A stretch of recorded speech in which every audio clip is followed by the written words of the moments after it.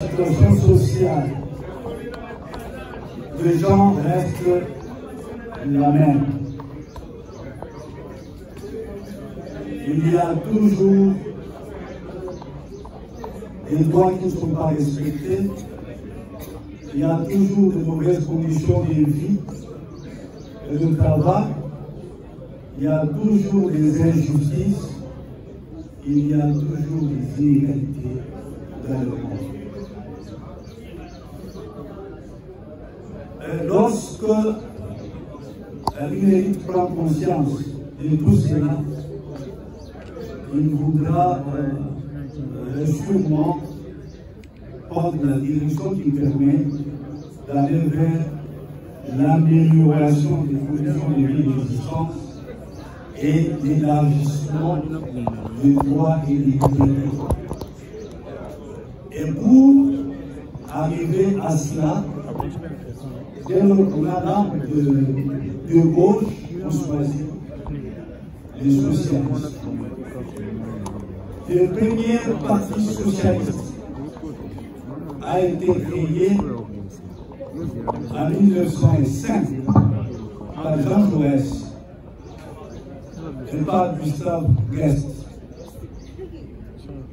De 2005 à aujourd'hui, le monde reste le même. Il y a d'une part le nanti et d'autre part ceux qui ne sont pas. Et lorsqu'on voudrait contribuer à l'amélioration des conditions de vie des gens, à leur faire acquérir d'autres libertés, d'arriver à un progrès social, à un épanouissement. Et ces gens-là, on ne peut que choisir, non pas le capital, mais le social. Et donc, le contexte d'aujourd'hui, évidemment, il y a eu beaucoup de changements, mais la classe ouvrière qui était puissante hier et depuis aujourd'hui à cause de l'avènement de nouvelles techniques d'information, mais il reste que si l'on veut rejoindre ceux qui combattent pour l'amélioration des conditions de vie, on ne peut que choisir le socialisme. Je vous rappelle ici que notre pays, comme d'autres avait connu la colonisation. Mais avant la colonisation, il y avait l'esclavage. On vous prend, on vous arrête, on vous met dans le bateau jusqu'aux États-Unis, vous allez cultiver la canne à sucre, etc. On a connu l'esclavage. Ensuite, il y a eu la colonisation. Tous ces systèmes, c'était l'oppression. Après, on est tombé dans la dictature. Alors, si vous êtes un homme qui est compassion pour les malheurs de l'autre, qui veut que les chaînes d'oppression soient brisées, vous ne pouvez que aller ici et lutter pour les valeurs que l'on a indiquées ici. Monsieur Credo dit que dans le vocable de social-démocratie, il y a des néologismes, il y a le social, il y a la démocratie. Qu'est-ce que l'UDPS fait pour arriver à réaliser cela? Effectivement, en luttant pour le progrès social, c'est-à-dire l'amélioration des conditions de vie, l'épanouissement matériel, culturel, intellectuel, financier des hommes. On veut arriver à un social qui soit bénéfique pour tous. C'est-à-dire que pour la démocratie, je l'ai dit ici, il y a eu un combat.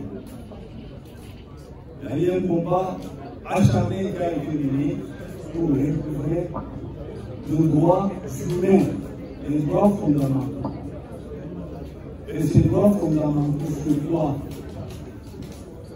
c'est, entre autres, la liberté de penser, la liberté d'expression, la liberté d'opinion, la liberté de mouvement.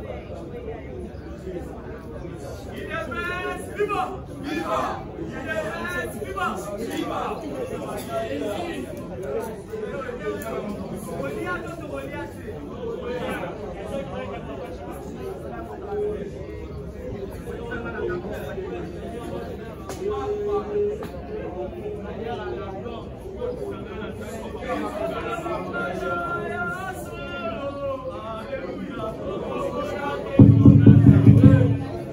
Et donc, il n'y a pas 1000 chemins, il y a un seul chemin pour arriver à cela, c'est de rejoindre tous ceux qui prônent la social-démocratie avec l'ensemble de ces valeurs que je venais d'énumérer. On va poser la question de savoir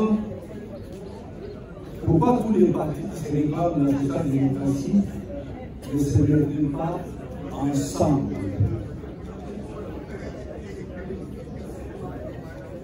Je crois que vous l'avez évoqué, le fait que le PPRD, comme le de la social-démocratie, vous avez raison. Logiquement,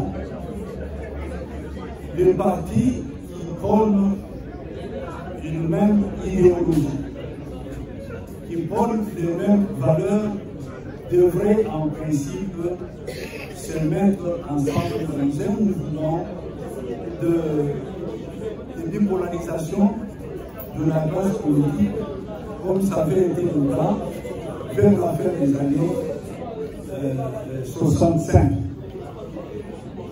J'ai indiqué ici que nous avions accédé à l'indépendance sous les multipartismes. Il y avait plusieurs partis. Le chemin faisant, vers les années 64-65, il n'existait que deux courants, deux grands courants. Vous aviez le FDC, c'est-à-dire le Front démocratique congolais, avec tout ce qu'on a dit, qualifié de groupe de Minza. Donc, les gens qui étaient des nationalistes. Et c'était sous la direction du président Kassam. L'autre coalition, c'était la CONACO. La CONACO, c'est-à-dire la Convention nationale congolaise, sous la houlette de Moïse Tchomé. Donc, il y avait déjà ce processus de polarisation, un processus naturel, qui nous aurait permis, si nous avions organisé les élections présidentielles d'avril 66, à aller à ces élections sous deux courants.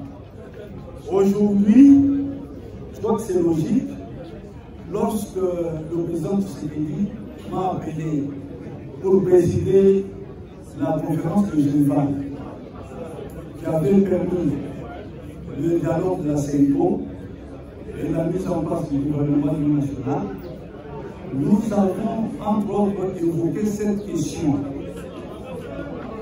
Vous avez le Parti social-démocrate, vous avez PPRD et sa mosaïque qui sont aussi de la social-démocratie.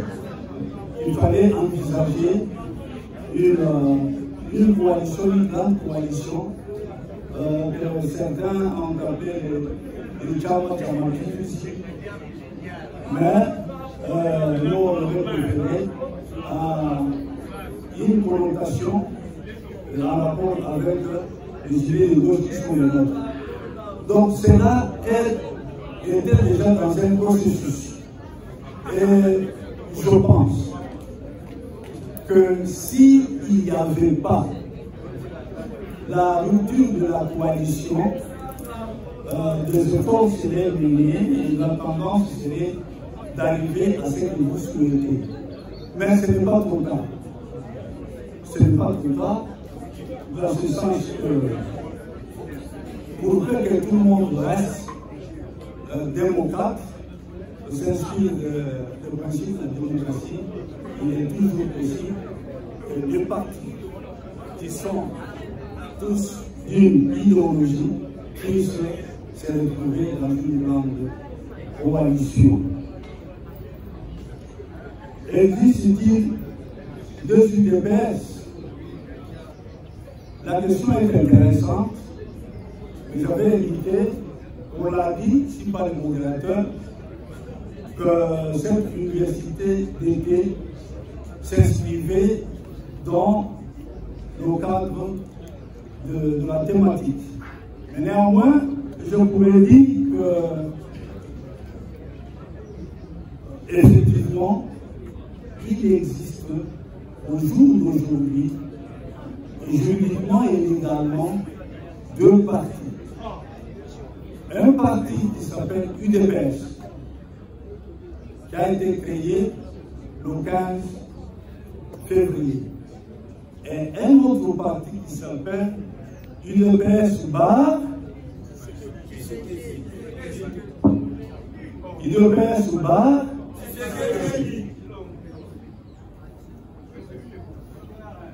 donc, il ne faut pas se cacher le visage pour dire que les retombées de Genva ont fait que, après la mort du président Tshisekedi, il y a eu, un peu comme ça s'est passé ailleurs,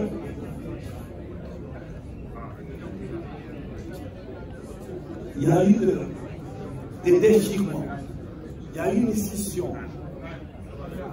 Il y a un groupe qui avait signé qu'il fallait attendre que le président soit enterré avant d'aborder certaines questions, mais d'autres étaient allés vite à maison. Ça a créé un désaccord, ça a créé une dissonance, et cette dissonance a eu comme point culminant les fonctionnements de deux partis. Vous vous rappelez, c'est un peu l'histoire de notre pays. En 1960, il y avait un grand parti, c'est le MNC. Le MNC a été créé le 4 octobre 1958 pour réclamer l'indépendance. Mais en 1959, il s'est divisé en deux. Nous sommes allés aux élections et à l'indépendance avec deux partis, le MNC Lumumba et le MNC Kalouchi. Les deux se sont retrouvés dans le gouvernement de l'Union nationale qui a succédé aux Belges. On peut aussi penser que ça fait partie de la vitalité d'une démocratie. Et lorsque les conditions qui ont prévalu à la scission n'existeraient plus, il n'est pas exclu que les deux se remettent ensemble.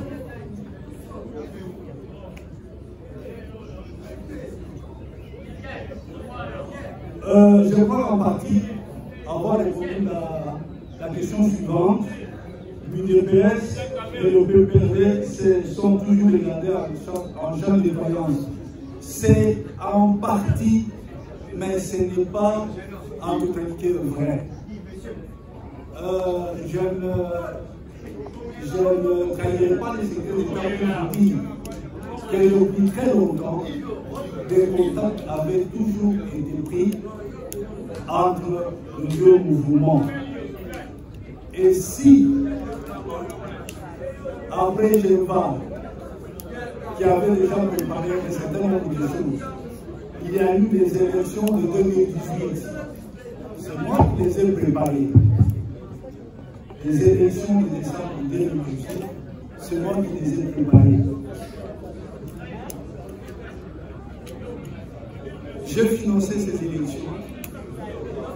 Mais lorsqu'il était question de proclamer les résultats, le premier ministre que j'étais, j'ai été là, mais vous savez que, un peu à l'univers de ce que vous souhaitez, il y a eu une coalition qui a été créée entre l'UDPS et le président Kabila et donc le PPRD.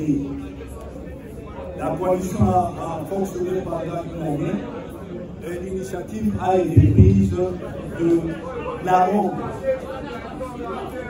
Je crois que chemin faisant, peut-être que ceux qui s'étaient séparés, ceux qui avaient divorcé peuvent toujours se réconcilier.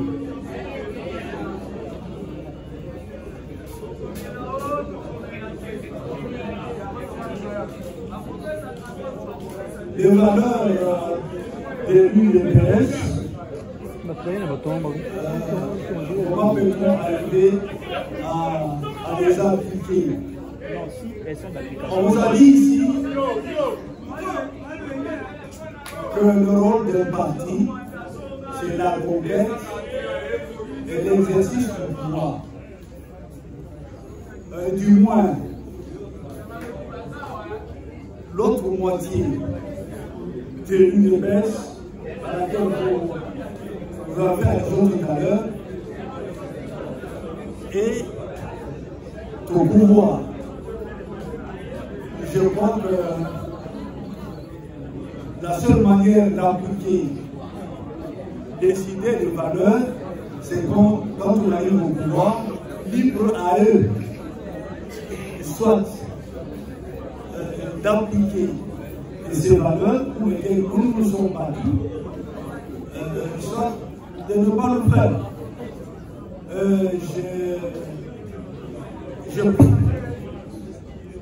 Je prie fortement pour qu'on puisse appliquer effectivement les valeurs de l'UDPS. Voilà ce que je pourrais dire à ce stade comme réponse aux questions qui ont été posées. Je vous remercie.